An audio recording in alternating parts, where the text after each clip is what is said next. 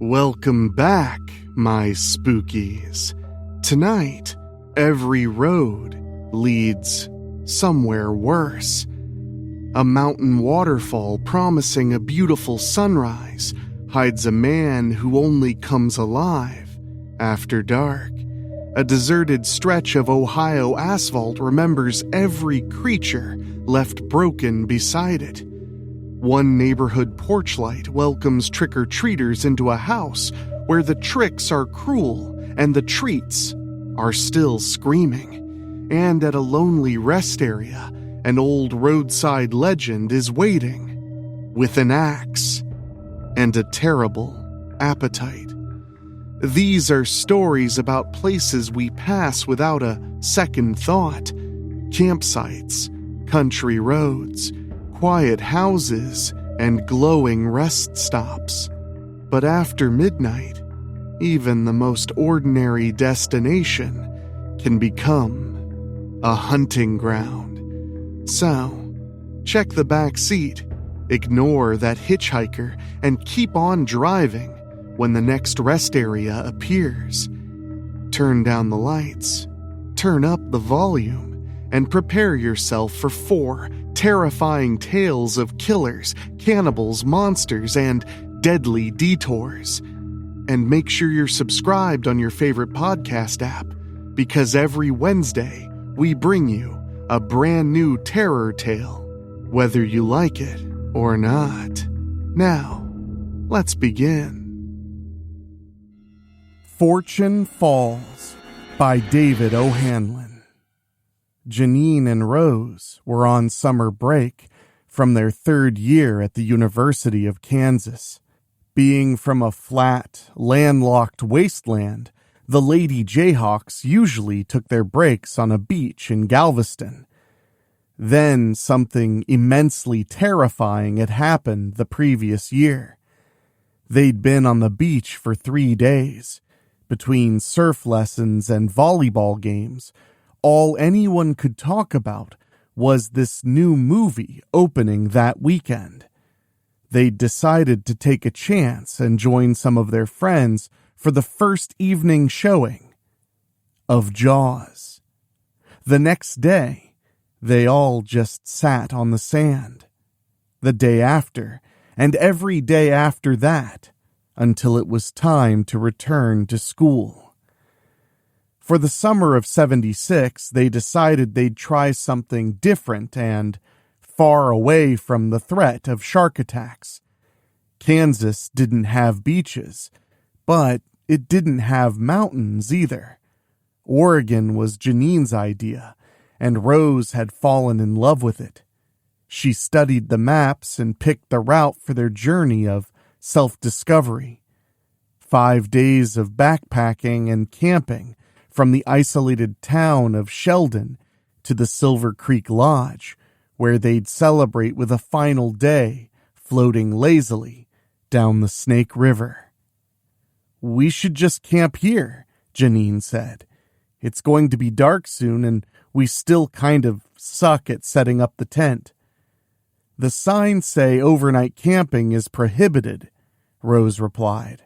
"That couple said it was only 8 miles to the next town." "We'd be lucky to do that in 3 hours, Rosie. Besides, everyone we've talked to has said that we need to see this waterfall at sunrise. We already missed it this morning because you didn't want to get a ride from that trucker." "Because hitchhiking is dangerous," she scoffed. "And that guy was gross. He looked like an evil Jerry Garcia." "Scary Garcia," Janine said with a giggle. "Come on, Rosie. Everyone's leaving the park anyway. No one will know we're here. Worst case, some Ranger Smith guy comes by and we make doe eyes at him until he just gives us a warning." Rose seemed to consider it. She looked over to the parking area, and Janine was correct. Almost everyone had already cleared out. The park rangers wouldn't lock the gate until sundown. But with less than an hour to go, there wasn't much to do except feed the mosquitoes. A family of 6 was packing everything into their station wagon. A couple of teens made out on a park bench. Local kids played the last downs of their football game, and a red pickup truck sat, unoccupied, in the far corner of the lot. No one would be around to notice them, and it would be nice to see the waterfall at first light. That had been their original plan after hearing about it from a couple at a diner 2 days earlier. The locals called it Fortune Falls because the water broke up and sparkled like a cascade of diamonds at sunrise. Rose's better safe than sorry approach had set them back hours. However, when they arrived at noon, the sight was anything but impressive. The waterfall wasn't particularly large and only descended some 50 feet to the punch bowl below. After the big show at dawn, most people moved along to the larger recreational areas. It did seem unlikely park services would spend much time locking down the tiny Fortune Falls site. An engine turned over, and Rose glanced around again. The station wagon was ready to go. The winning football team was high-fiving, while the losers collected their bikes from the lawn, and the makeout session was getting hot enough that it would soon need to move to a more private location. That red truck still sat there, however. An ominous feeling came over Rose, but she shrugged it off. She always had an ominous feeling, it seemed. Okay, we can stay, she conceded. But we better not get caught. Janine used the sawback of the survival knife to split a thick limb. She tossed one half into the fire and stuck the knife into the ground next to her. Janine's boyfriend, Howard, was in the ROTC back home. He'd insisted she take the knife along, joking that she could use the compass on the pommel to find her way back home. Janine watched the needle settle and looked to the southeast. She knew that somewhere beyond the expansive wilderness was Kansas. She'd never liked it there. Over the last 3 days, she'd come to like it even less. It was boring in every possible way. Right down to the men, she thought, as she pulled Howard's knife from the earth. 2 more days and we'll be at the river, Rose said, folding her map. There's so much more stuff to see. We could come here every summer and I don't think we'd ever find it all. I don't think I want to come here next summer. Janine whittled at the end of the stick. Jesus, Rosie, just look at it. How could anyone go back to Kansas once they've seen all this? Like, you want to transfer here? Why not? The university is a few 100 miles that way. She pointed with the knife, then checked the compass and corrected her aim. That way. There's an entire ocean nearby. An ocean that's too cold for sharks, too. Didn't Jaws take place in New England? Okay, so maybe they still have sharks, but there's a whole state of this. She gestured to the deep, black wilderness around them. Have you met anyone boring in the last few days? I'm sure I have. Rose couldn't think of any. When did you decide this? I haven't decided anything. Janine sheathed the knife and inspected the point she'd put on the limb. Everywhere we've been this week has been so alive. Kansas is just an afterbirth.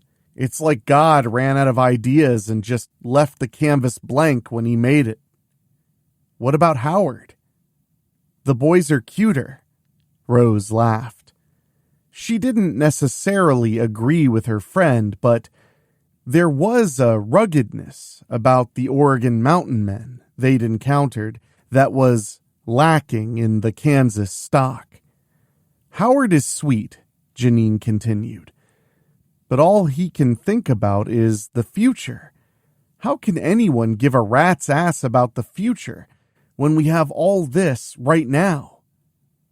Maybe you're right. We got an 8-mile hike tomorrow to talk about it, Rose said. Let's get some rest. We don't want to miss the sunrise showing. We can make sure we have the best view before the gates even open. It's going to be magical. Yeah, Janine tossed the wooden spike into the fire. There's a lot to see tomorrow. The tent lit up suddenly from the outside. The bright light shone through the nylon, turning the structure into an oversized lantern, and roused the girls from their slumber. Janine rubbed her eyes, trying to clear away confusion with the sleepiness. Rose groaned and rolled over in her sleeping bag. It cannot be morning already, she mumbled. It's not. Janine sat up sharply. She could hear the gentle rumble of a truck engine outside. Shit. I think we're busted, Rosie. Rose said something, but the words were lost in the sudden rumble of the motor. The light became more intense as the headlights rushed closer. The shower of earth and rocks thrown up by the truck tires rained noisily through the tree branches. Janine watched as the tent's thin skin glowed brighter and brighter until the side collapsed and rushed towards her, wrapped around a half-ton of Detroit steel. Janine couldn't comprehend what was happening, or that the thing that struck her was the truck's bumper. Suddenly, it was dark again. The ravaged tent lay draped over the women. Rose was silent. Janine felt a crushing weight on her right arm. She tried to move it, but the appendage wouldn't budge. She pulled harder. A lightning bolt shot through her fingertips to her elbow from the effort. "Rosie!" she cried out. A gentle sob answered her. The tent rustled wildly. "I can't move, Rose," Janine said. "What's happening?" Rose sniffled.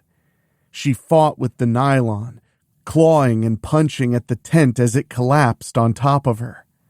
Her voice grew panicked and shrill. I can't get this off me. Why is this happening?" The truck pulled forward, releasing Janine's arm from beneath its tire. The ground moved beneath them. Rose screamed. The tent was caught on the truck. They were being dragged. The fabric tore, but not enough to get free. Janine pulled her injured arm close to her body and rolled over, looking for a way out. The engine growled as the driver hit the gas. Rocks and branches tore through the bottom as the tent sped along behind the vehicle, deeper into the woods. It finally came free. The truck's tires slid loudly to a stop.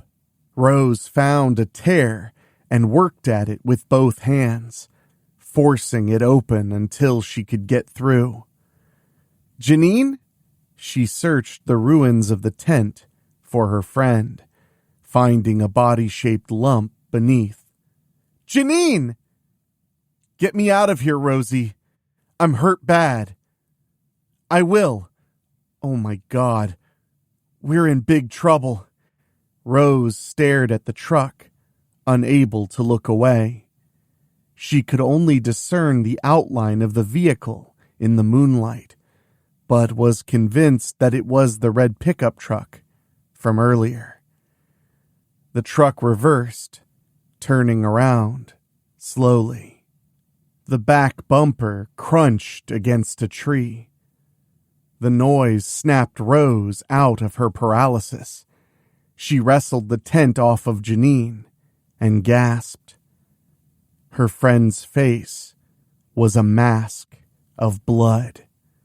Her forehead was split open in a large gash, showing bone beneath. Rose moved the flap of flesh back over the exposed skull.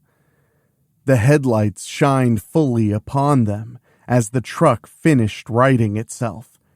Rose leaned close to Janine. "Stay really still," she whispered. "Don't make a sound." The engine revved. The driver did it 2 more times, letting the women know he could run them down with ease. Then the door swung open. A man stepped out of the vehicle, but leaned back inside to get something. He stepped in front of the lights, casting a long shadow over the women. Rose couldn't see any of the man's features, except the distinctive shape of a cowboy hat atop his head, and then the even more distinctive shape of the axe held at his side. "Why are you doing this?" she asked shakily. She clenched her teeth and drew a deep breath. She blew it out and asked again with more force. "Why are you doing this? What do you want?" The cowboy moved towards her without a word. He swung the axe onto his shoulder. His walk was cocky and nonchalant. He looked like he was out for a casual stroll. Janine groaned, and Rose shushed her quietly, praying the cowboy didn't hear. If he did, he didn't let on.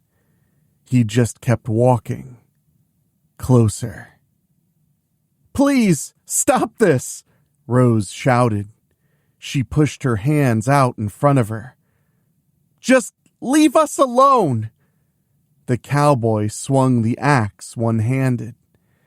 The blade whooshed by harmlessly, and he placed it on the opposite shoulder, spitting tobacco juice playfully at Rose. He took a backhand swing. Rose felt the hit, but didn't realize the gravity of it until the 3 stumps on her right hand spurted. Before she could respond, the cowboy took a 2-handed chop. It struck with the sound of a gunshot and flung her into the dirt. Rose wheezed. Air sputtered wetly out of her collapsing lung.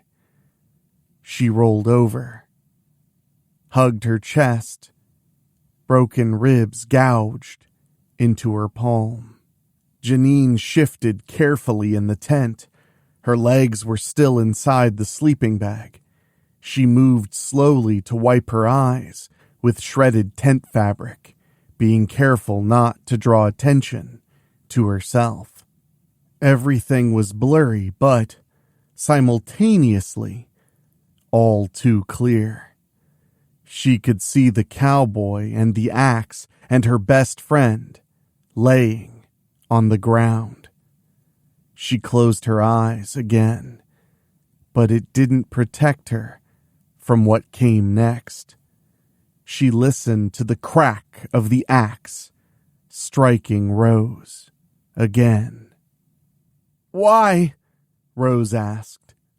"Why?" The cowboy answered her with another chop. Rose kept repeating the word, and their attacker continued to respond the same way. Sharp cracks became softer, wetter.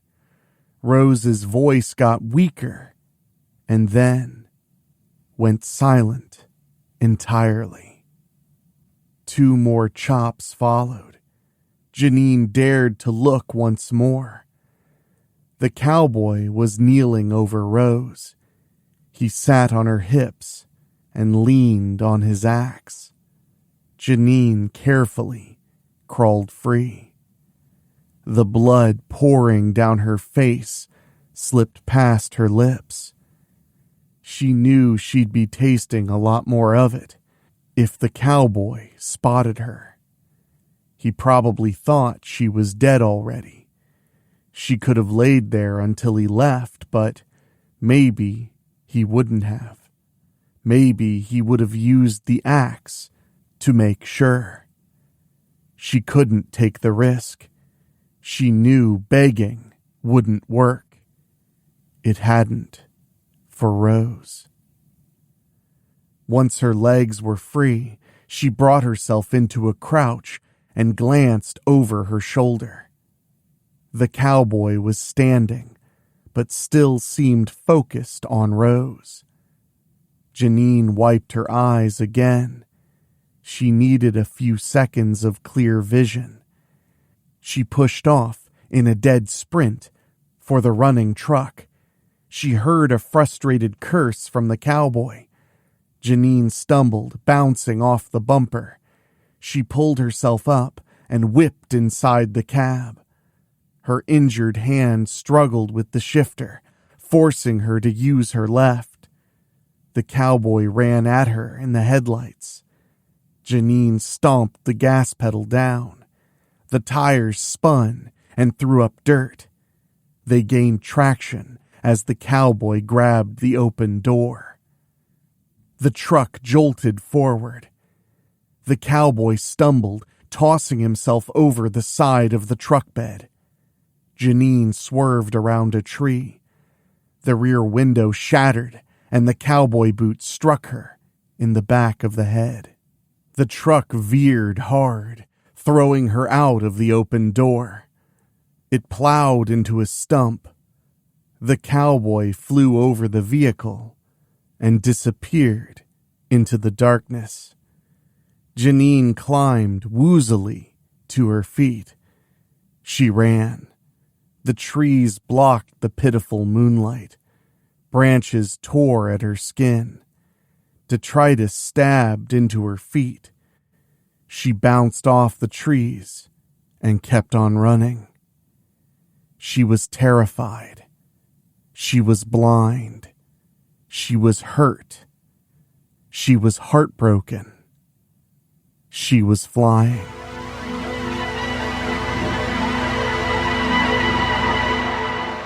Janine laid against the rocks. The water gently sloshed over her face and down her throat, choking her back into the world of the living. The waterfall poured down across the pool from her. She blindly ran straight over the edge in her desperate escape. It was still dark out, but there was nothing blocking the moon at the waterfall, and she could inspect the damage to her arm for the first time. It was swollen, with the skin deeply miscolored.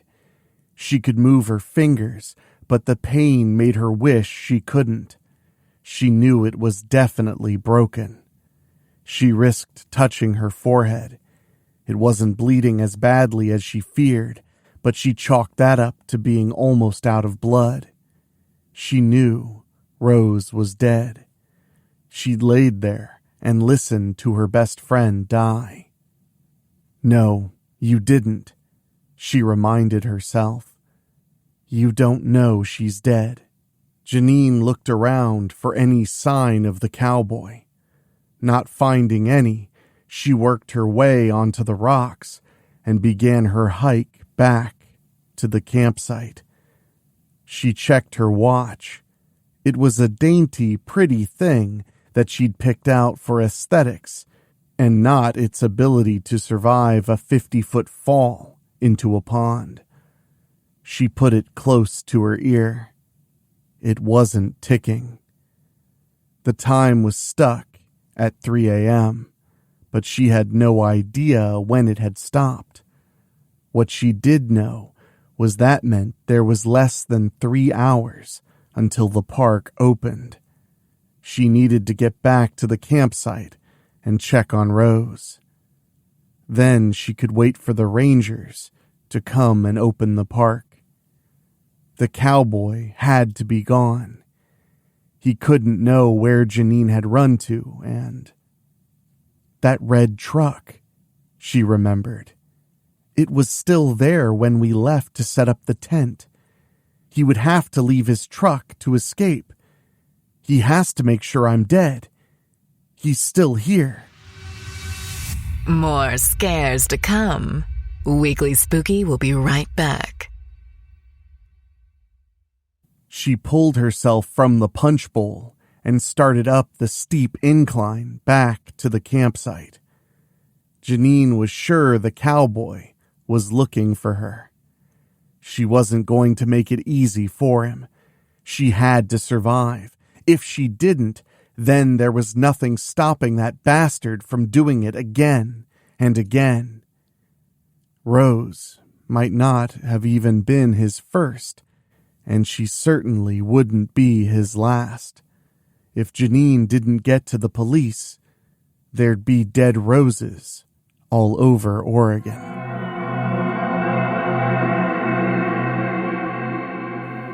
The hike back to the campsite came as close to killing Janine as the cowboy had.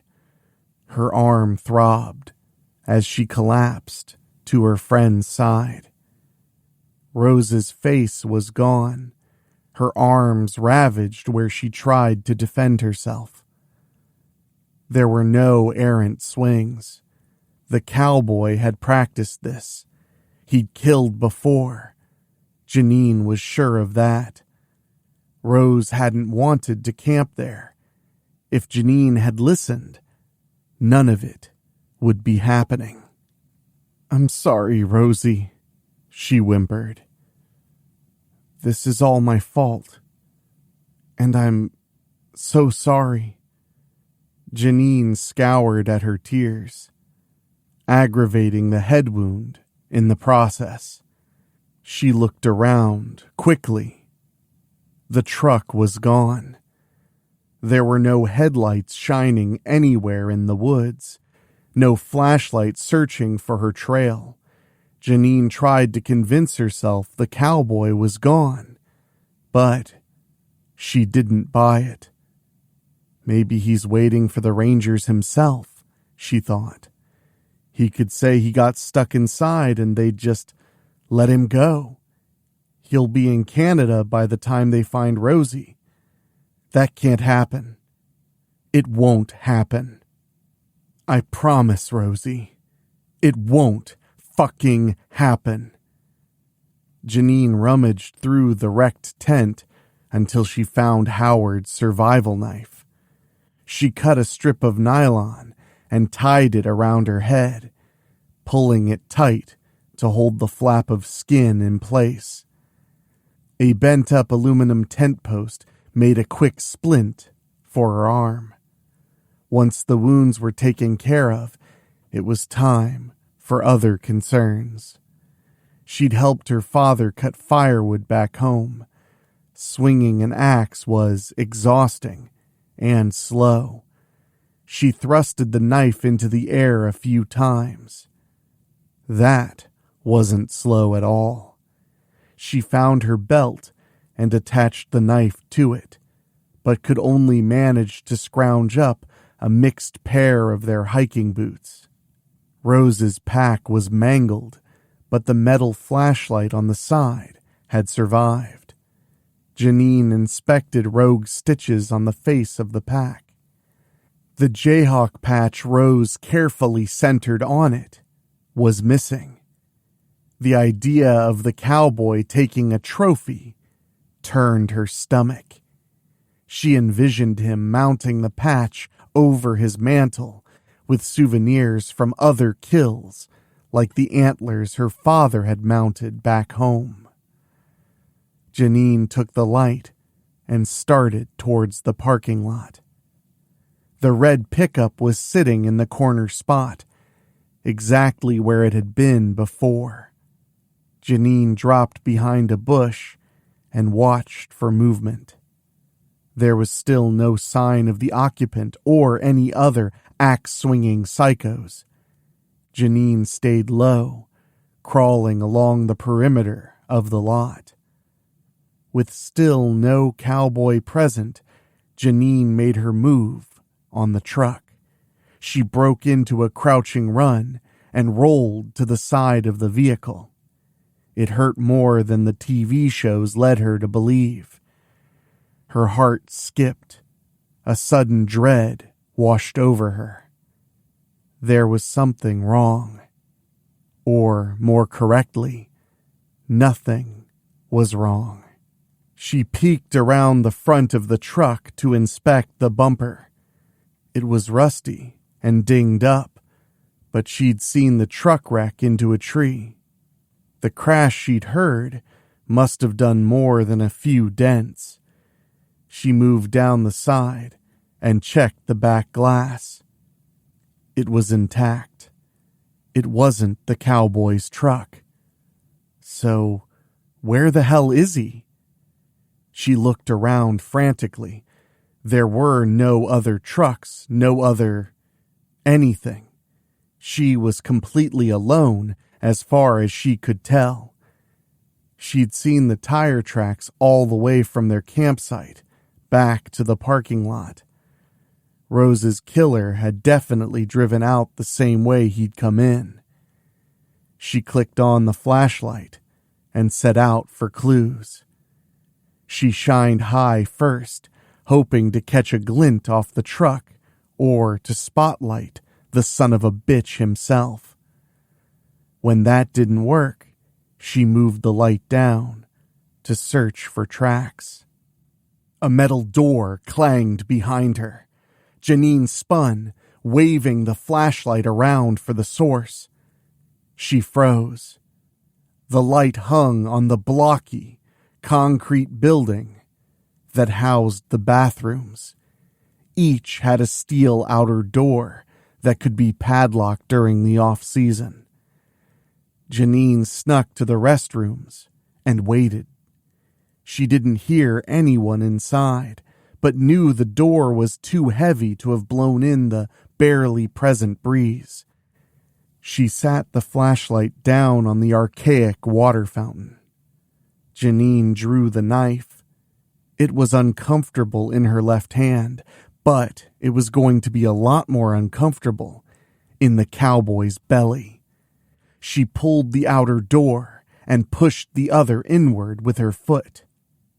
No one chopped it off.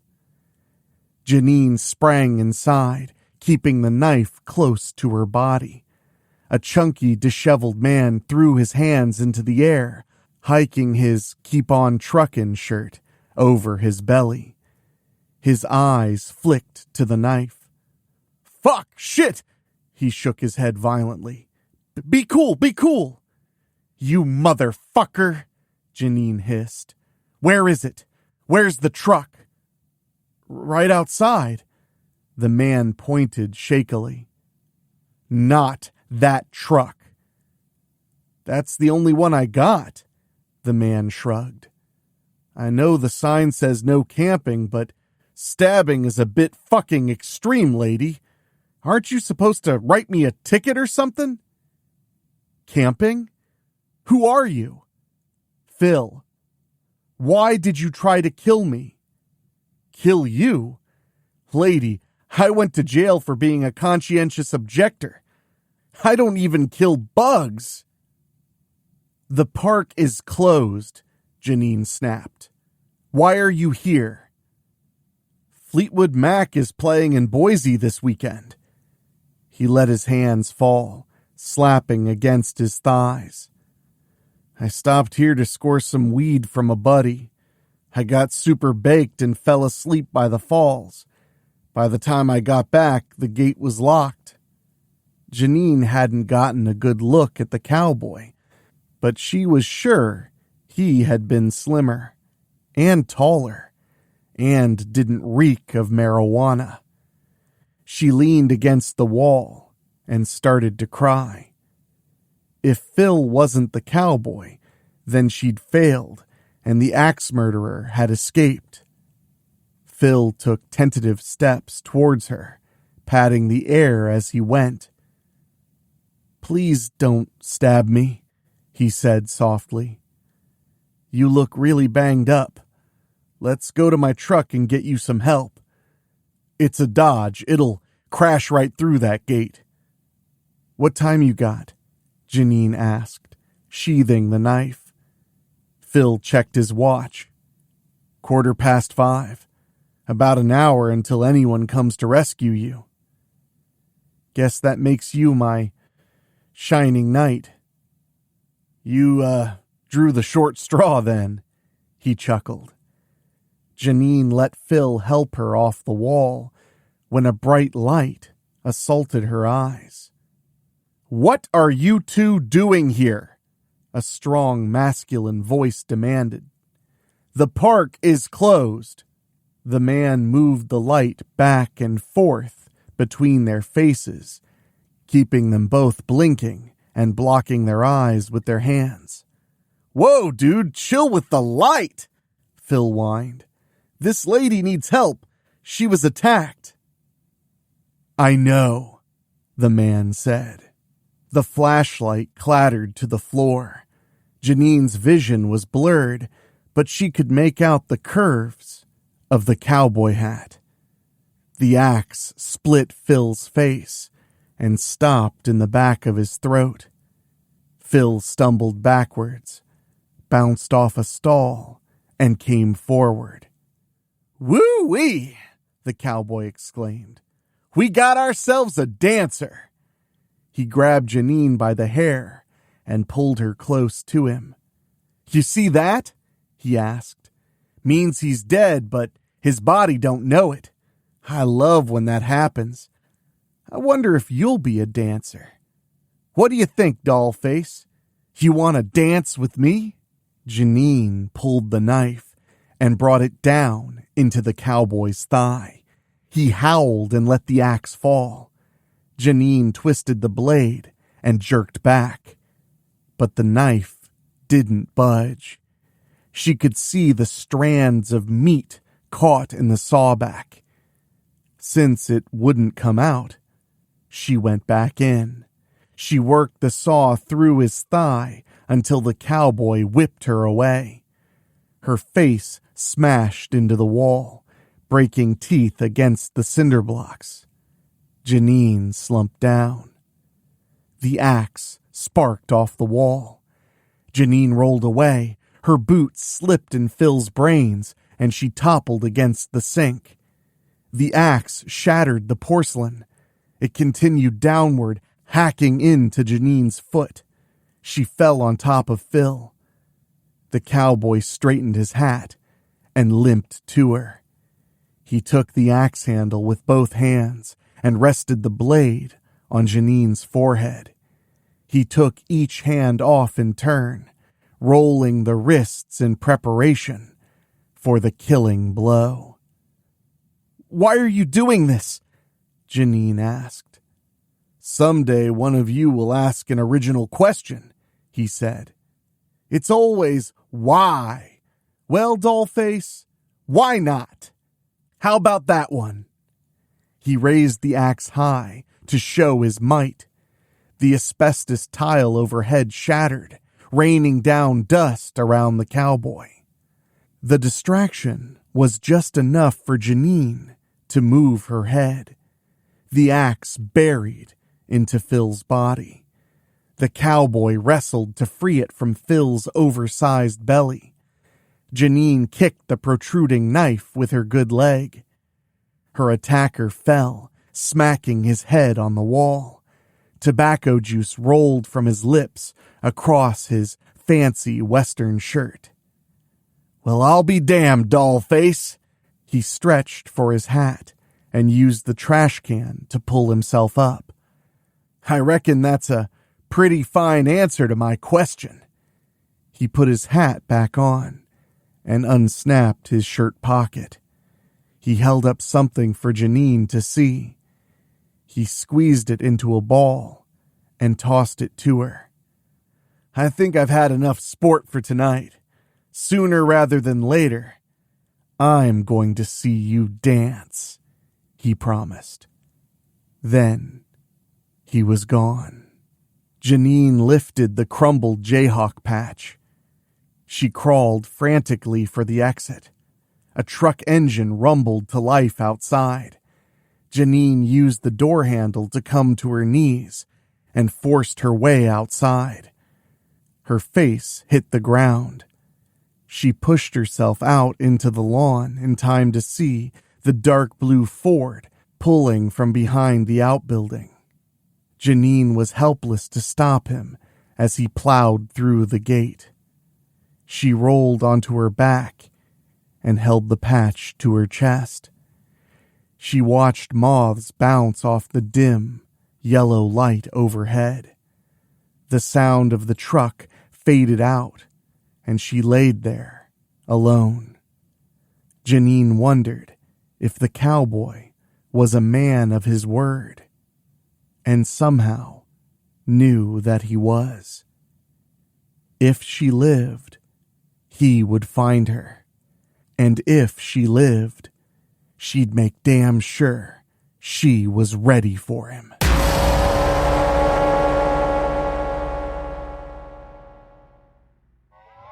Roadkill by Travis VanHoose. Lucas Riggs was on top of the world. For years he had struggled to make it as a professional photographer, a career he believed he was destined for. Yet, he had never made a sale like the one he had just closed. He attributed his sudden success to the unorthodox and disturbing subject matter of his latest series of photographs. Multiple buyers had placed competitive bids on the series, resulting in a crisp check for $100,000 folded neatly in his back pocket.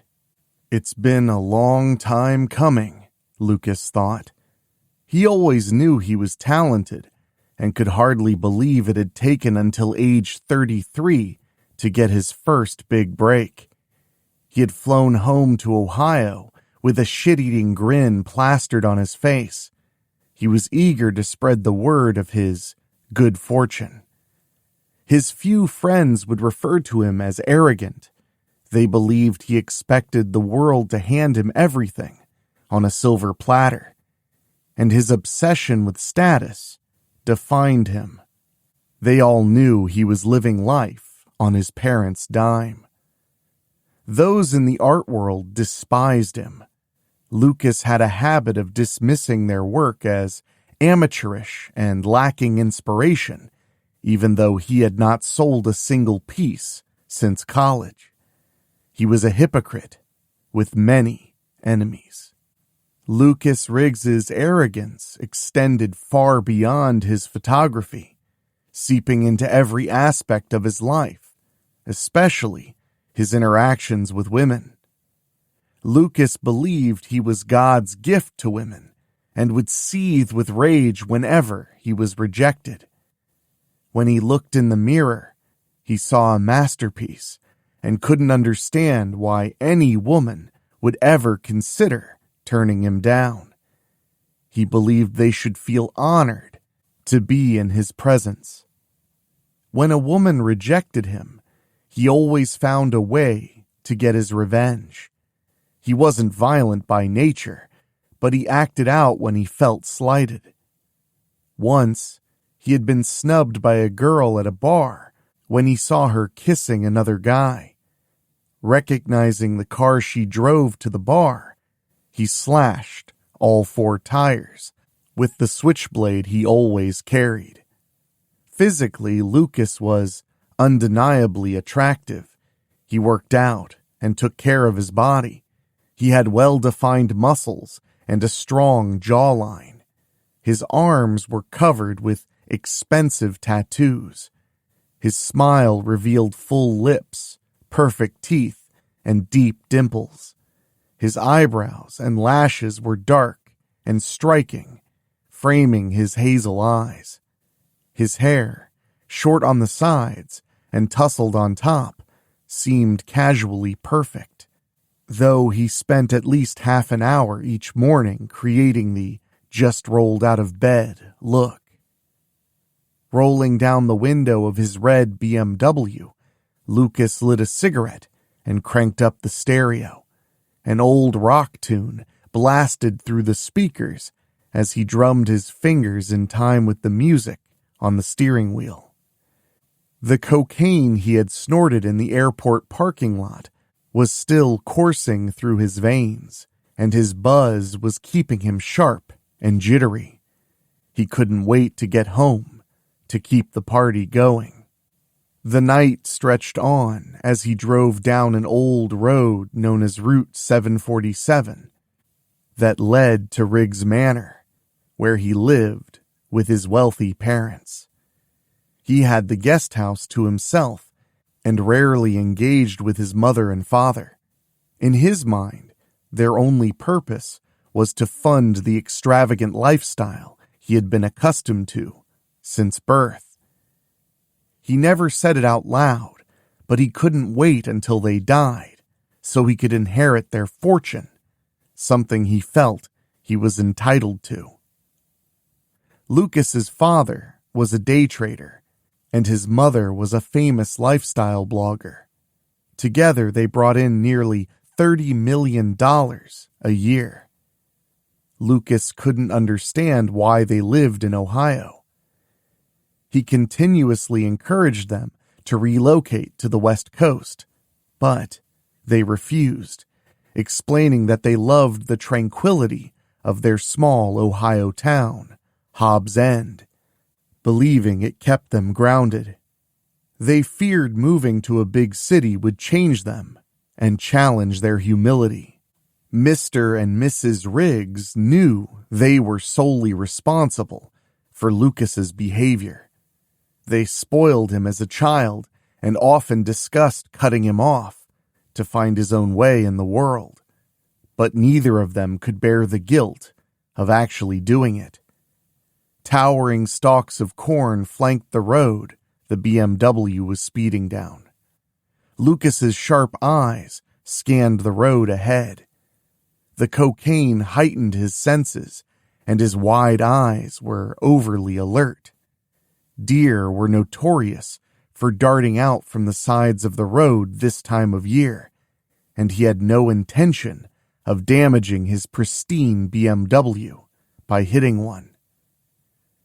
Just a month earlier, he hit a deer on this road, but unlike the others who might swerve to avoid the deer, Lucas deliberately hit it for his art.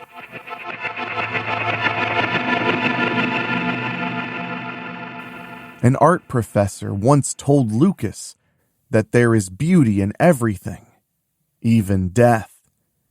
He was referring to the vibrant hues of the leaves changing color in the fall. But Lucas took this to the extreme.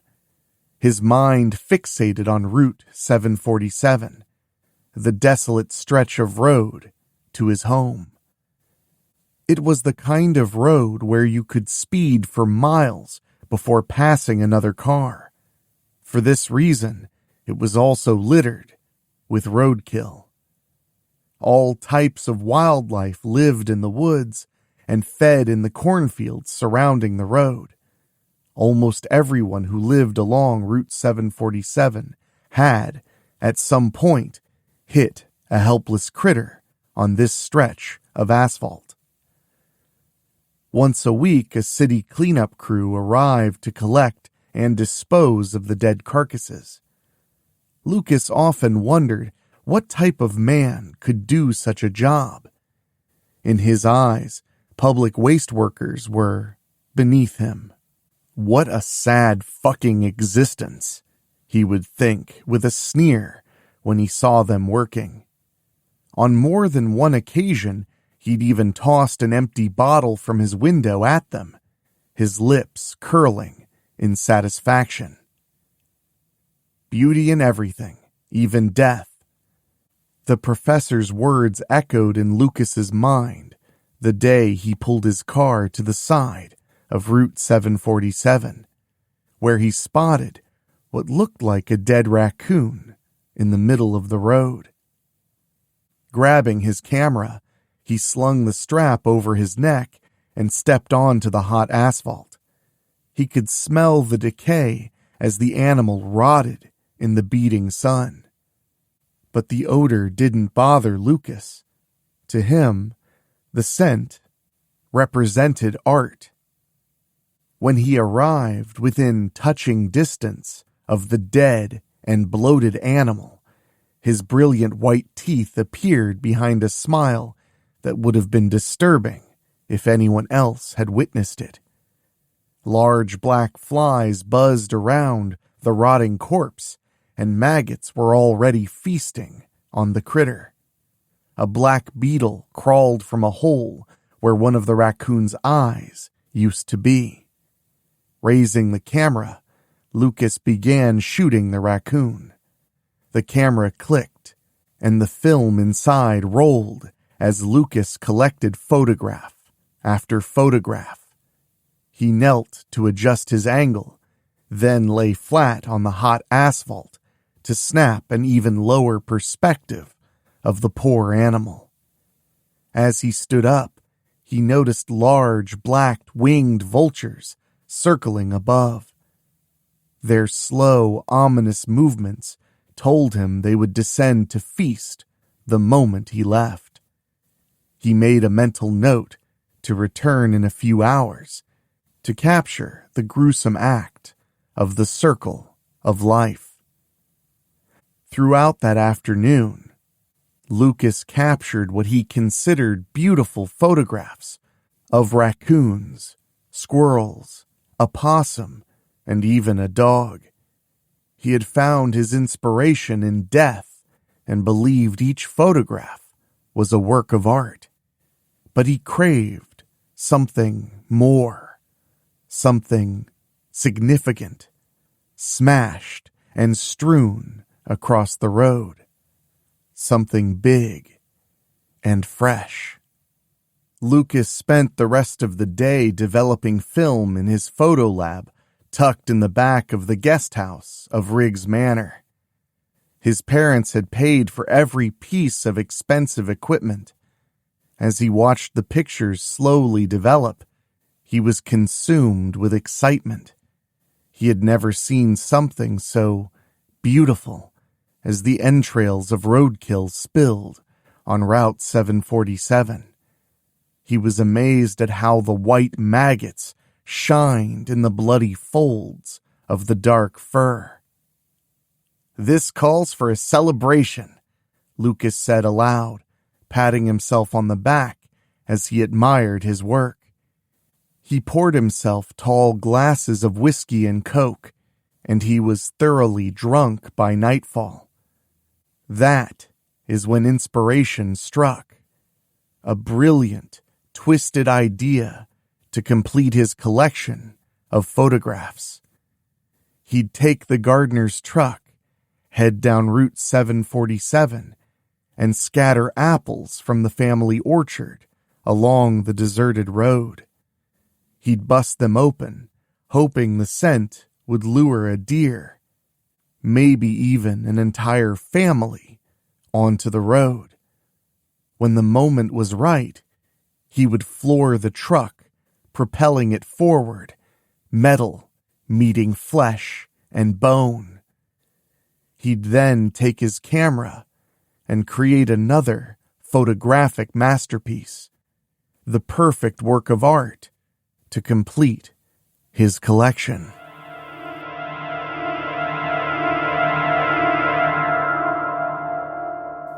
Returning from his art exhibit in California, Lucas hadn't seen a single piece of roadkill on Route 747. He was still 30 miles from home and eager to tell his parents about his good fortune, letting them know he would relocate to California. He couldn't wait to hold up his check and prove to his parents he had finally made it. He'd have called ahead, but had left his cell phone in the hotel room in California. It was being shipped back to Riggs Manor the next day. Up ahead, something caught his eye. This time, it wasn't Roadkill. It was a woman, a stunning woman. She stood on the edge of the road with a brown suitcase in one hand, and her skirt hiked up with the other. Her leg gleamed in the moonlight and the headlights of his car. Even from a distance, he could see the woman's smile. Her long blonde hair blew gently in the evening breeze. Lucas eased his foot off the gas pedal, pulling the car to the side of the road. He assumed the woman needed a ride, and Lucas was more than willing to offer one. Perhaps even more, if the opportunity presented itself. As the car rolled to a stop, the woman swiftly moved toward the vehicle, her suitcase gone. Lucas barely blinked his eyes before both the front and back passenger doors swung open. The vixen slid gracefully into the front seat, while a strangely dark, rough-looking man slid into the back. "What the fuck?" Lucas froze as both the doors slammed shut. "I thought she was alone." He became instantly nervous, jumping slightly when the cigarette he had been smoking had burned down to his fingertips, searing his skin. He flicked the butt out the window without taking his eyes off his passengers. His eyes darted to the rearview mirror. He had seen enough movies to know he might be in a terrible predicament. "Thanks for picking us up," the blue-eyed vixen said with a comforting smile. "I'm Doris, and that's my boyfriend, Derek." She nodded toward the back seat. "No problem." Lucas's tone was sharp and steady, although he was nervous. His hand trembled as he gripped the steering wheel so tight his knuckles turned white. He didn't like the idea of a strange guy sitting behind him. Too many horror stories about people picking up hitchhikers and being robbed or murdered started this way. "Don't worry, we're not psychopaths." Doris laughed lightly, as if she could read his mind. "We were riding with another guy, but he kept getting handsy, so we had him drop us off. He's not the type of guy Derek and I would invite into our bedroom," she remarked playfully. Lucas's shoulders relaxed slightly. He wasn't against the idea of joining Doris and her boyfriend in the bedroom, as he couldn't take his eyes off her. "Yeah, you have to be careful who you ride with or pick up these days," Lucas said, glancing at Derek in the rearview mirror. He was tall and lanky, and Lucas knew he could take him in a fight as long as the guy didn't have a weapon. He also had long brown hair, which Lucas considered to be sissy hair. He didn't believe real men should grow their hair long unless they were bikers. "Where are you headed?" Doris asked. "Home. I live about 30 miles down the road." Lucas glanced at the glove compartment, wishing his switchblade was in his pocket instead of locked away. "Perfect. We can find our way to town from there. We're just trying to meet up with some friends.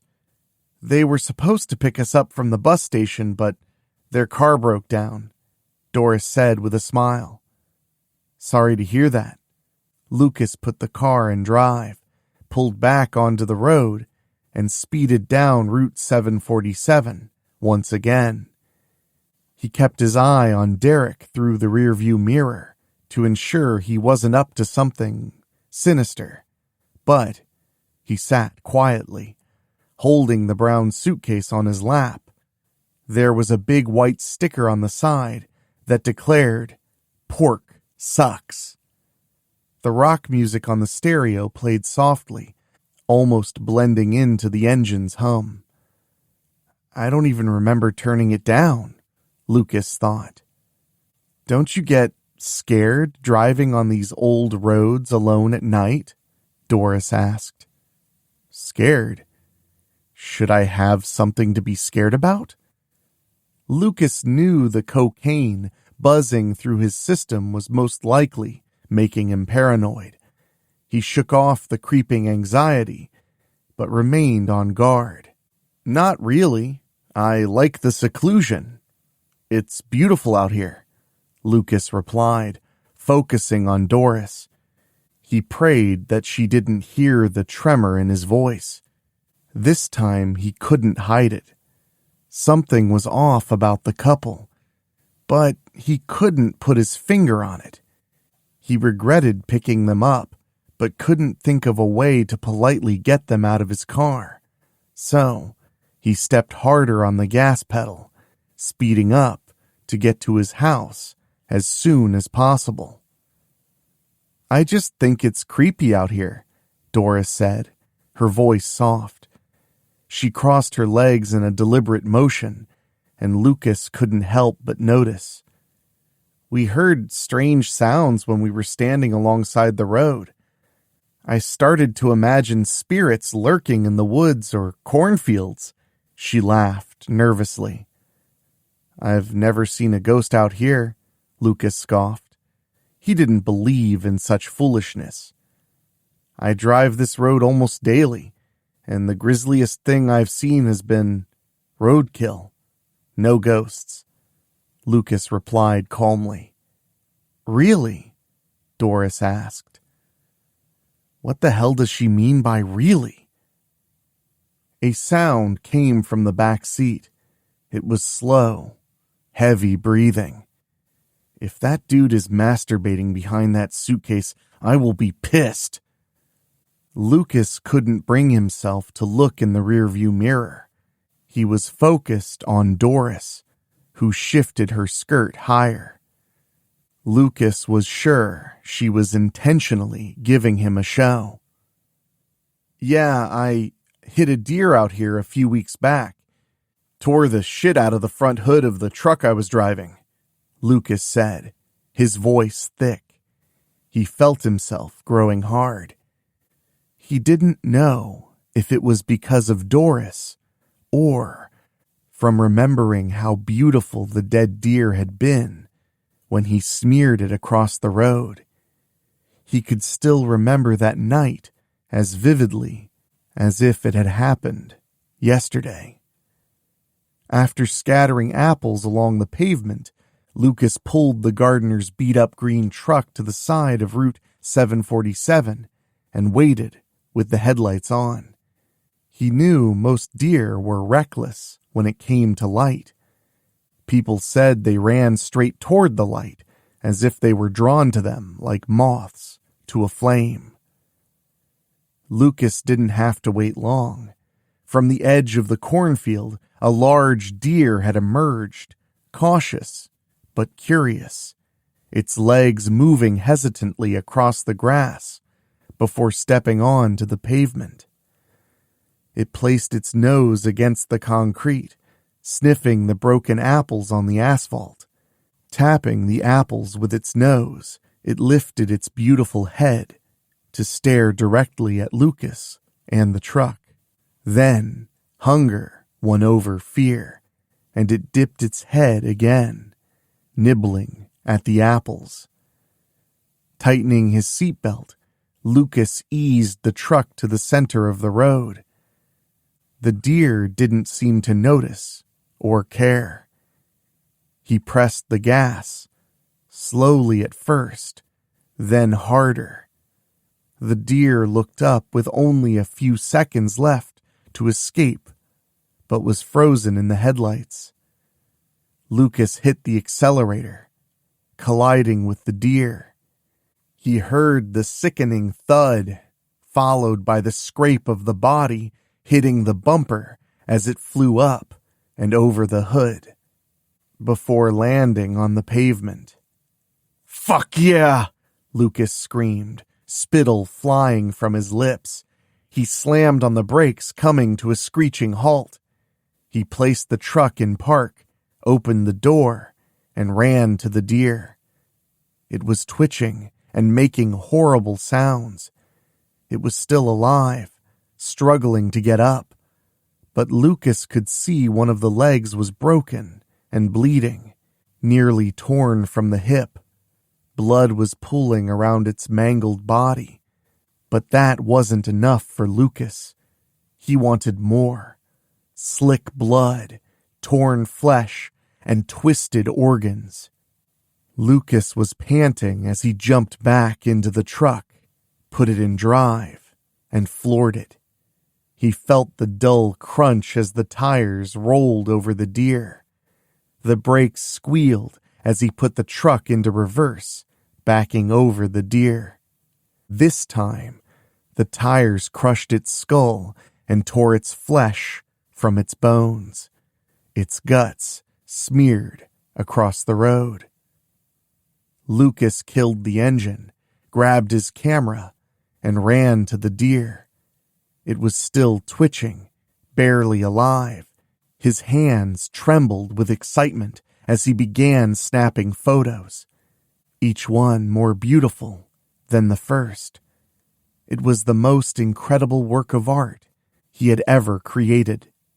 Amid the frenzy of his work, he didn't hear the faint cries from the cornfield, a noise that was both animalistic and disturbingly human.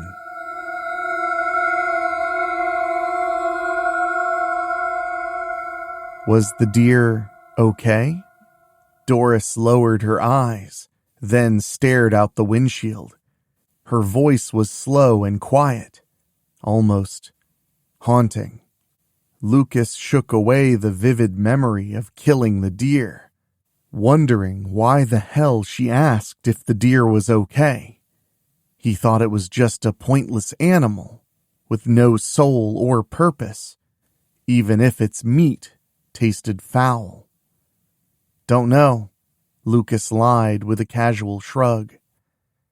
I got out and it was still moving a little, but I didn't know what to do, so I just drove on, leaving it on the roadside. He didn't want to share the secret of his creative process. That was just for him to savor. You hit a poor, defenseless animal and left it to die on the roadside? Doris's voice wavered with shock. Lucas turned to look at her. Her eyes, which had been a beautiful shade of blue, now appeared almost entirely black, as if her pupils had dilated, erasing all color. It had to be the faint glow from the stereo display, playing tricks on him. Lucas glanced into the rearview mirror and was pleased to see the guy in the back seat staring blankly out the window, uninterested in their conversation. He reached for his cigarette in the center console, grabbed one, and placed it between his lips. Do you mind? He asked. Doris shook her head slowly. Lucas lit the cigarette, taking a long drag to calm his nerves.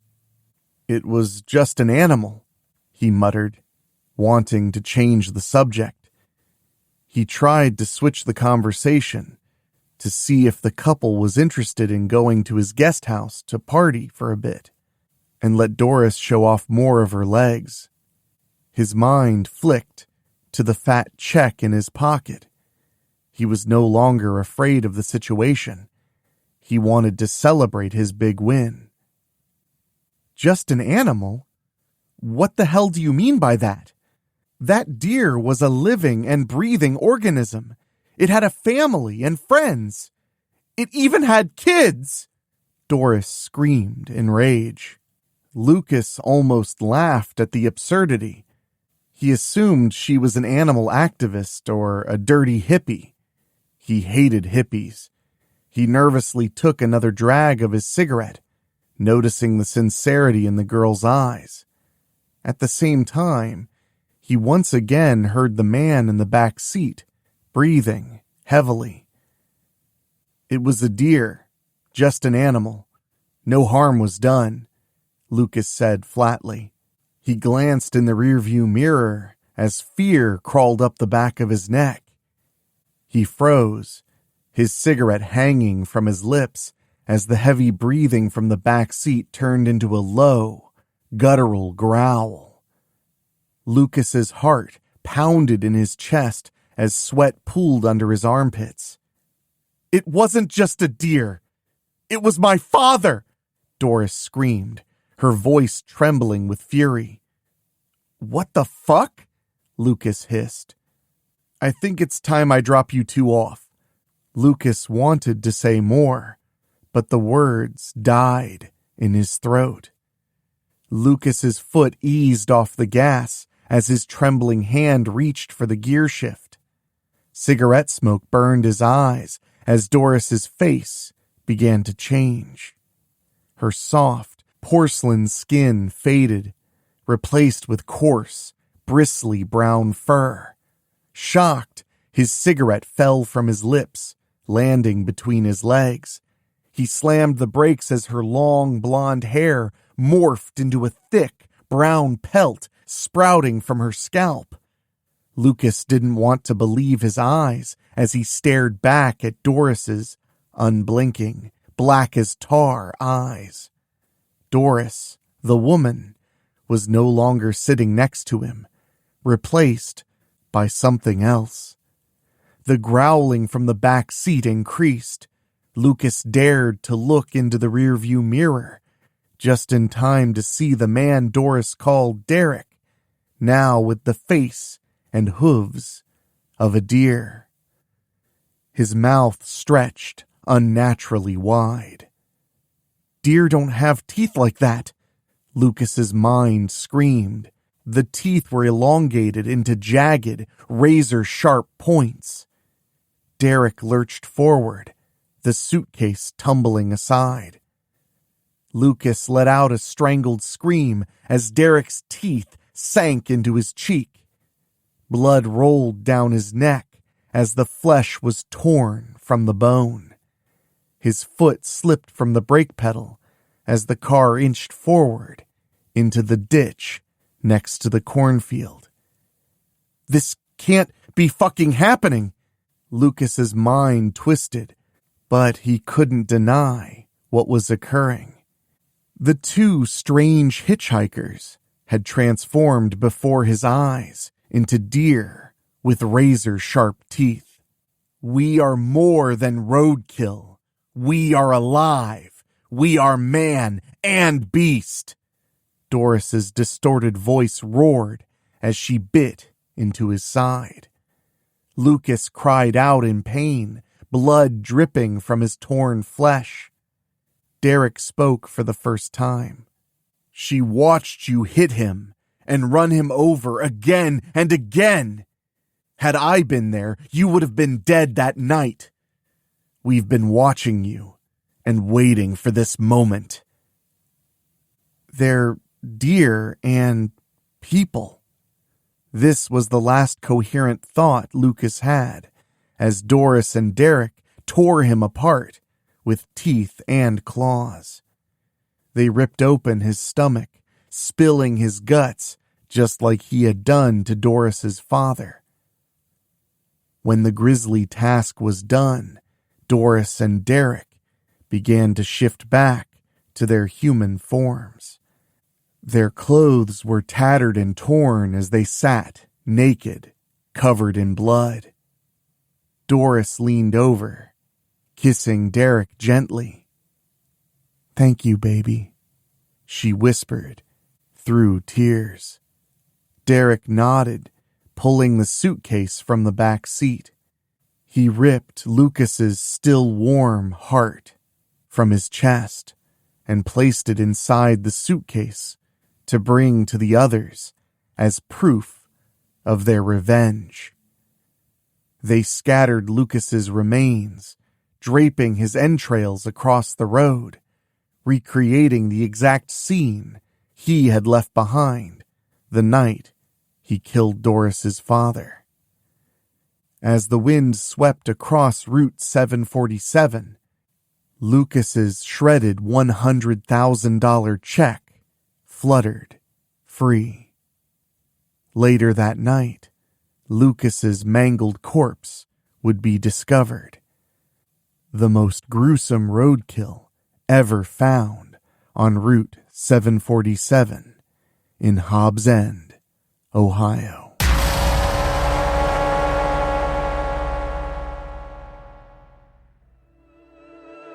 Old Jerry by R.T. Raynaud. Great. Another broken blade. Goddamn Sawzall. This Japanese piece of shit just isn't built for hard work. Or is it Chinese? I don't know. It's one of those Oriental countries. I mean, if you're using it in an air-conditioned, perfectly ventilated workshop a month after you bought it, and all you're cutting is 5/8-inch plywood, it'll work great. But I swear, the moment you take it outside, or it gets dirty, or what you're cutting is a little messy, you spend more time on saw repair than you do actually sawing. Maybe I'm being too hard on it. I'm pretty sure that bone isn't something the saw was designed to cut. No, fuck that. This thing is designed to cut through aluminum. Bone shouldn't be a problem. I should have just paid a little extra for an American-made one. Fucker, fine. There. New blade. You happy, saw? Can we please finish this before sunrise? I still have a hole to dig. Relax, Jerry. Breathe. Just a little bit more work and you'll never have to see this kid's smug little fucking face again. At least he'll never egg your house again on Halloween. I bet this was the little shit who's been doing it every year. Without fail, each November 1st is spent cleaning rotting egg off of my stucco, or toilet paper out of my tree, or a smashed pumpkin off of my porch. I have been vowing for years to catch the fuckface who kept doing it. And I did, didn't I, you little bastard? You thought that you could get away with it again this year, huh? You thought, well, I'm just gonna pick on old Jerry, just minding his own business. You didn't count on the fact that I was watching this year, that I saw your little devil costume throwing that egg with your friends Dracula, Zombie, and Skeleton cheering you on, that I would recognize your stupid little costume when you walked up to my door alone, asking for candy. Kind of a bonehead move when you think about it. Everyone knows that when you're trick-or-treating, you walk up to the door, knock, ask for candy, get candy, and go on to the next house. It's called trick-or-treating for a reason, you know. It's in the disjunctive. You do one or the other, not both. That would be trick and treating, moron. Even if it wasn't just plain illogical, if you're going to do both, you should do the trick after you've already gotten the candy. Duh. And you're never supposed to go into the person's house, particularly when you don't know them. Particularly if you've already egged the house because you're a cock-sucking asshole kid with no sense of decency. Particularly when you've been fucking with old Jerry for years already. You weren't the sharpest crayon in the box, were you, Chief? Oh shit. See? That's exactly what I'm talking about. You'd think a saw could cut through some viscera without getting all jammed up, but no! Ugh. Blood's all over the place now. Fuck, it's in my goddamn eye. Hold on, this shit stings. Even in death, you're giving me crap. Alright, it's settled. I need a new saw. When this is all over, I'm gonna dump this fucker in the hole with you, bud. You know, honestly, I wasn't expecting the welcome to my haunted house line to work. Most kids probably would have politely declined. It was the obvious play. Admittedly, I hadn't expected you to have the balls to actually walk up to my house. I didn't have the time to think of a really creative way to lure you in. I was in the middle of cursing myself for my unpreparedness when you said, "Thanks, mister," and waltzed through my front door like you owned the fucking place. You fell for my ruse hook, line, and sinker, complete with stupid smile across your chubby idiot face. I had such a hard time restraining my joy as I marched you through the house, towards the kitchen. I probably could have done without that snide comment you made about how my home looked more like a haunted crack house. Yeah, I get it. I live by myself, and I wasn't expecting guests. It's as clean as I mind it, but it probably couldn't hurt to dust and mop more regularly. Now that I'm reflecting on it, the condition of my house probably helped sell the half-baked scheme in the first place. But who the fuck are you anyway? You're just some idiot kid. What the hell do you know about interior decoration? You probably have a fucking video game poster on the wall in your room. Classless fucking asshole. And the comment about the insects on the dishes in the kitchen sink. Apparently you're too good to eat bugs. I mean, it's food that walks right up to you. You'll eat whatever the hell nougat is, but if it has a thorax, all of a sudden it's too gross for you. Bourgeois bitch. I swear some people have no vision. But you know what I regret? I regret not having a video camera set up to capture your face when you turned to me and said, "This is a pretty lame haunted house." You were expecting to see me disappointed at the bad review. I could see it in your eyes, in your shit-eating grin. You wanted to ruin my night, to inflict psychic torment on who you thought was a poor, earnest haunted house proprietor with your dissatisfied customer routine. I mean, I know it was just a ploy to get you in the house, but I was offering you a free haunted house tour, gratis. As far as you knew, it would cost you nothing.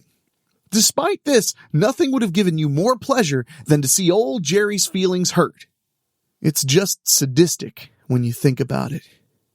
You relished the opportunity to be an asshole, right up until the moment I cracked you in the forehead with the hammer you never noticed me holding. If we're being entirely honest, I hit you too hard. I wanted you to know what was happening before I turned your lights out.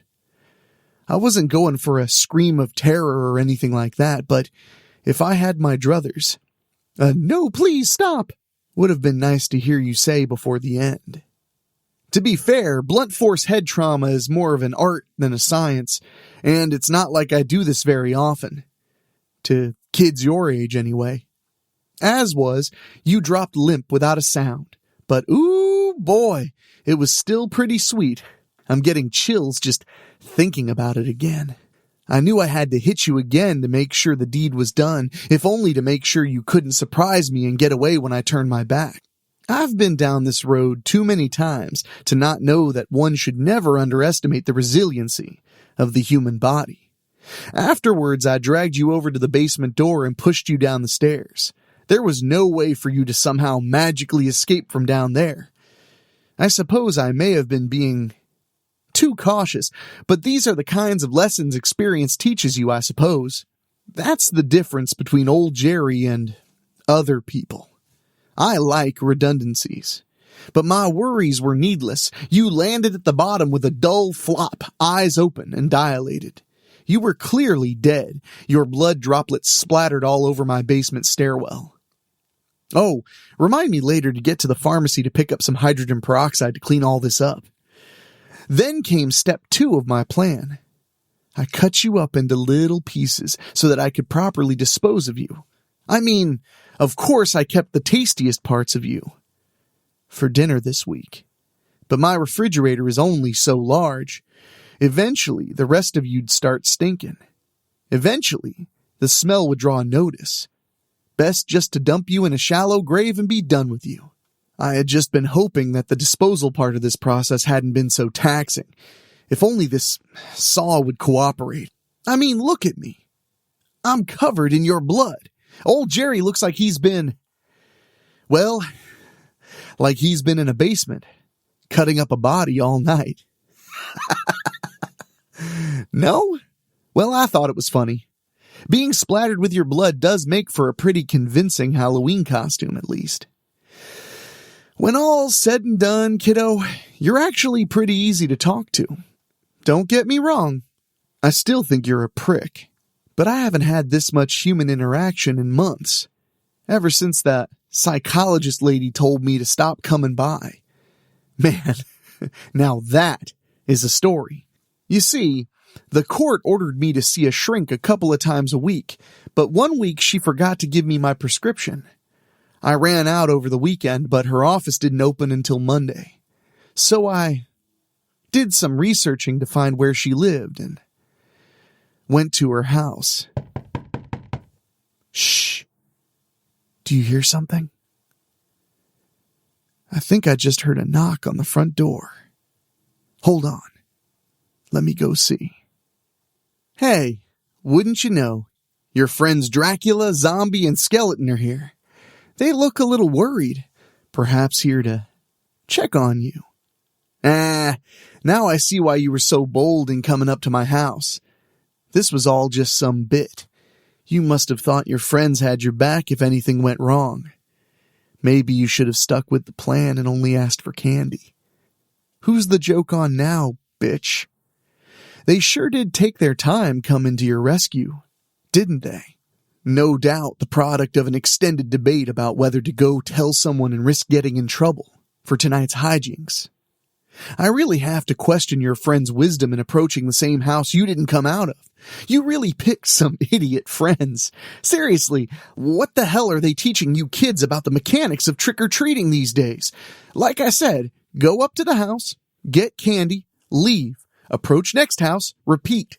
None of this is rocket science. But I suppose they still are witnesses who can link you back to me, and I really don't want the police sniffing around here. Way too much for them to find. Hoo-wee! They'd bury old Jerry under the jail if they found half the shit I have down here. A few too many skeletons in the closet, and in the crawl space, and under the floorboards, and in the backyard. Do you think they'll fall for the same haunted house ruse you did? I mean, you did give me a great costume. How's about it, Hoss? You in the mood for some company? Yeah? Well, then we're agreed. Let me go get my hammer. Oh, fuck. The goddamn saw. How the hell am I going to cut up 3 more of you with this thing?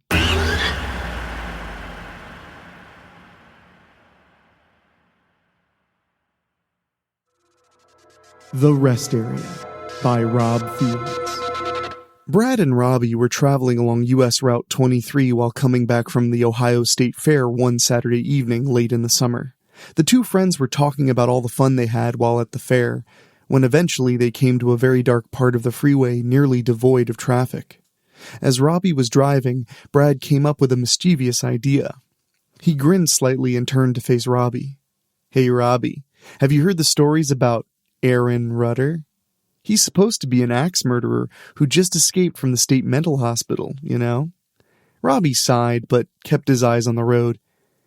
It's been said that he's hacked up about 10 people around this area in the last 2 days, Brad continued, talking in a more quiet, eerie voice. Robbie muttered a sigh. You are so weird, man, Brad continued. Rumor also has it that he eats his victims, too. Robbie tried to ignore him, but Brad kept on going. Sometimes he even fillets them. Robbie groaned. Would you please shut up? Brad just laughed. Oh, Robbie, you scare way too easy. Robbie didn't pay any attention. They continued on down the freeway. Eventually, they passed a sign that said that a rest area was about 1 mile ahead. Hey, Robbie, could you pull off at the rest area when we get to it? Brad asked. I need to use the bathroom. Robbie sighed. I guess. When they got to the rest area's off-ramp, Robbie pulled off the freeway and parked the car. They both got out. I'll just be a few minutes, Brad said. Take your time, Robbie replied. Brad walked to the men's restroom and went in. After taking a piss, he washed his hands and came back outside. He looked to the car to see Robbie wasn't in it. Suddenly, he heard something snap not too far off in the distance. He waited there for a moment. When he didn't hear anything, he started walking back toward the car. Suddenly, he heard another snap. Only, it was closer this time. Robbie? Brad uttered. Is that you? There was no answer. Robbie? Brad repeated, now sounding tense. There was still no answer. He heard another snap. As before, it was closer. Brad was feeling really uneasy. Then, as if on impulse, he turned and headed toward the area where the vending machines were. As he was about to open the door and head in, he heard yet another snap, and again, it was closer. He turned around to look behind him. Suddenly, a figure leapt out from nearby. Brad felt a straight edge strike him at the back of his right shoulder blade. He was struck again almost immediately. Brad screamed with each chop. And again. And again. And again. Chop, chop, chop, chop, chop, chop, the axe murderer shouted with glee. Brad then realized something wasn't right. For one thing, he didn't feel anything actually cutting into his skin. Second, he recognized who it was that was attacking him. Brad quickly turned around to see him. "Robbie!" Brad shouted. "It was you?" Robbie burst out into wild laughter. "It was you all the time?" Brad cried. Robbie managed to collect himself. He pointed to Brad. "You should have seen your face." Brad's face twisted in anger. "I could just kill you." Robbie stopped laughing and became serious. "Oh, but it was okay for you to keep carrying on about Aaron Rudder in the car, huh?" When Brad heard this, he calmed down knowing Robbie was right. He sighed. "All right, we're even." "All right," Robbie agreed. "Let's get out of here and get home." "Sure." As they were walking back to the car, Brad said, "You know, that was clever how you broke those sticks on the way to the vending machines." Robbie looked at Brad oddly. "I didn't break any sticks, man." Brad looked at him in surprise. "You didn't?" "No," Robbie answered. "I was hiding behind the car. When I saw you going to the vending area, I came out from behind the car and got you. I know I didn't break any sticks." Now Brad was really confused. "Then if it wasn't you—" "I did," a deep, rumbling voice not belonging to either of them answered from behind them. They quickly turned around to see a big man with an axe in his hands, and he was smiling at them in a very demented way. "So nice of you guys to show up for a late-night dinner," the man said to them in a crazed tone. Robbie and Brad knew at once who this man was, and they screamed in terror. They quickly turned and ran for their car. Aaron Rudder was right behind them. As Robbie tried to get into the car, he heard the slam and immediately saw the axe blade embedded in the roof of the car. Brad was already a long way away from the car. Robbie lashed out and kicked Rudder in the stomach to stun him. Then he turned away from the car and ran himself. "Oh shit, oh shit, oh shit, oh shit, oh shit, oh shit," Robbie gasped as he ran for all he was worth, so much so that he was feeling his own heart pounding. Robbie and Brad were both running into the woods behind the rest area in separate directions. They both knew Rudder would likely catch up to them. Robbie pressed himself up against a tree to try and catch his breath. "I've got to find Brad," he thought as he continued to catch his breath, trying to make as little noise as possible as he quickly tried to process the hell he currently found himself in. Suddenly, Robbie screeched as he just barely avoided the axe blade that damn near embedded itself into his throat. He pushed himself away from the tree and resumed running. Out of the corner of his eye, he saw Aaron Rudder trying to pull the axe out of the tree. Robbie knew he didn't have much time before this insane psycho would be after him again, and he still had to find Brad. Robbie bolted into the darkness, barely avoiding oncoming trees. He knew he had to try to get back to the car, somehow. He needed to get to his cell phone, which he remembered leaving in one of the cup holders. Or better yet, maybe he could get the hell out of the place. Rationality set in quickly, and he knew he couldn't just leave Brad behind. "What the fuck am I gonna do?" he demanded of himself. Robbie backed himself up against another large tree. Again, he tried to take breaths without being too loud and alerting Rudder to his location, if he didn't know already. Okay, you gotta think straight now," he mouthed to himself. "Okay, where are you? You gotta think straight now. Where is the car? Where is it?" He took one more long, deep breath and decided to try to get back to the rest area and get to the car. Robbie looked both ways to make sure that Aaron Rudder wasn't ready to chop off his head again, and slowly pushed himself away from the tree and turned around. Cautiously, he started to make his way back to the car. After several careful steps, he muttered a curse as he heard the stick that broke under his foot. "Fuck," he mouthed to himself. "Shit." Robbie forced himself to keep moving, pissed at Brad for not shutting the fuck up about the insane psycho. And just why the batshit crazy fucking hell did Aaron Rudder really have to even be at that rest area? Robbie didn't used to believe in things like fate, but now he wasn't so sure. Maybe Brad is on his way back to the car, he mouthed to himself. Robbie moved from one tree to another, to another, cautiously, carefully, quietly. Snap! God damn it! Robbie whispered loudly when he felt another stick break under his shoe. Robbie forced himself to remain focused and saw the lights in the distance. This had to be the rest area. What else was lit up brightly at that part of outer Marion, Ohio at that hour of night? He kept looking left, right, having eyes in the back of his head, face front. The lights were so close and so far away. Robbie also considered that Aaron Rudder might even be waiting at the car for either one of them. Okay, maybe Rudder wasn't hanging out at the car, but it was possible that he was keeping an eye on it. Okay, I just have to get to my cell phone, Robbie thought. Or if Brad is there, we can get the hell out of here. Robbie felt in his pockets. He felt some relief in knowing that he still had the keys on him, but then he never just left his keys in the car, for any reason. He still had his wallet, not that he could buy Rudder off, right? But I just had to leave my fucking cell phone in my car. Of all the fucking things I could leave in my car, I just had to leave my fucking cell phone. How fucking dumb can I get? Robbie decided there was no point in crying over spilled milk. He continued to creep further towards the rest area. He started to feel as if the rest area was moving further away from him. He shook his head quickly and kept moving. After agonizing minutes, Robbie had finally returned to the rest area. He moved to the back wall and made his way around to get back to the front. He was in such a big hurry to get to the main entrance that he didn't see the person had suddenly placed a hand on his shoulder. Robbie shrieked and started to run. Robbie! He quickly stopped when he saw it was Brad. The two of them both backed themselves up against the wall and looked each other over. Robbie looked at Brad as if saying, "You're alive." Brad nodded in acknowledgement. They turned and started to creep along the wall until they were both looking out at the parking lot. A lone car suddenly sped by the rest area. Both of them looked around to see if Aaron Rudder was nearby. When they didn't see him, they cautiously moved out into the open and made their way towards the car.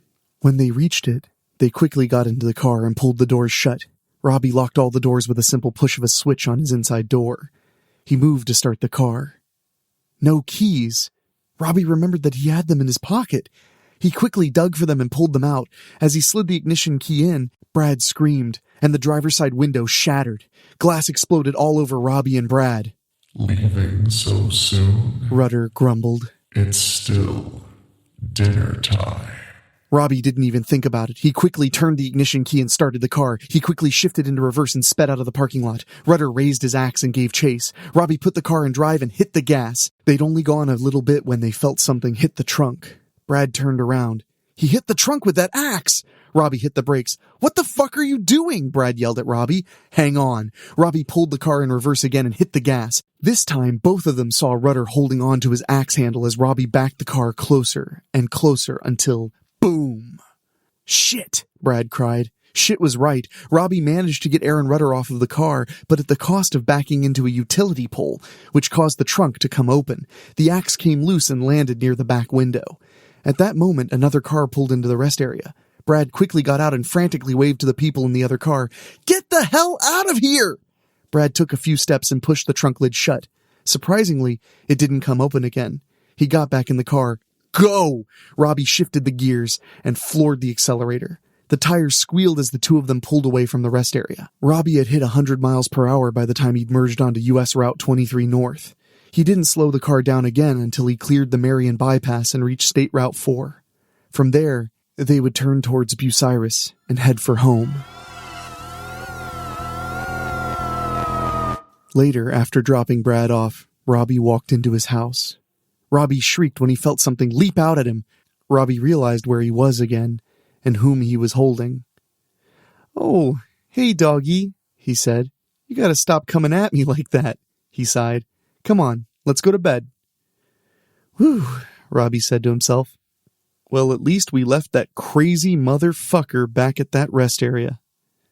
From there, Robbie went into his room and got ready for bed. When he got into bed, his dog still seemed restless, but still managed to get a few solid licks in. "Come on, buddy, stop with the licking already and go to sleep." That was the last thing Robbie remembered before he was dead to the world. Licking is what woke Robbie up from a sound sleep. Robbie groaned as he felt the gentle licking on the side of his face. Then Robbie realized something was off. when he smelled something weird as the dog kept licking. Barbecue sauce? Robbie tried to move, but he realized quickly that he couldn't. He quickly woke up fully and took in his surroundings.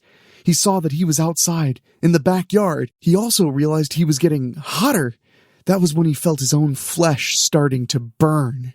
Robbie was tied and gagged on his own barbecue grill. Oh, hi. A horrible, familiar grumbling voice said in his ear. So glad you woke up. Dinner will be ready soon. Robbie looked up and saw Aaron Rudder, wearing an apron and dipping the brush back into the barbecue sauce. You worked up quite an appetite in me. Rudder continued. Just a few more strokes, and all done. Robbie couldn't really think anymore as the flames started to lick and burn his flesh. Aaron Rudder would finally get his dinner. Well, my spookies, I guess we made it home. But that doesn't mean everything we encountered stayed behind. Tonight proved that warning signs exist for a reason. The dead do not always remain helpless, and the friendly old man offering a haunted house tour may already have a place prepared just for you in his basement. For more frightening fiction, make sure you subscribe right here to Weekly Spooky on your favorite podcast app. A brand new scary story arrives every single Wednesday and has for over 400 episodes. Also, rating, leaving us a review, and sharing the show helps more spookies like yourself discover our dark little corner of the world. Until next time, don't camp where it's forbidden. Never turn suffering into art, at least not literally. Keep your Halloween pranks far away from old Jerry's house. And when you see a deserted rest area glowing beside an empty highway, remember, you can always hold it until the next one. Stay safe, drive fast, and stay creepy, my spookies.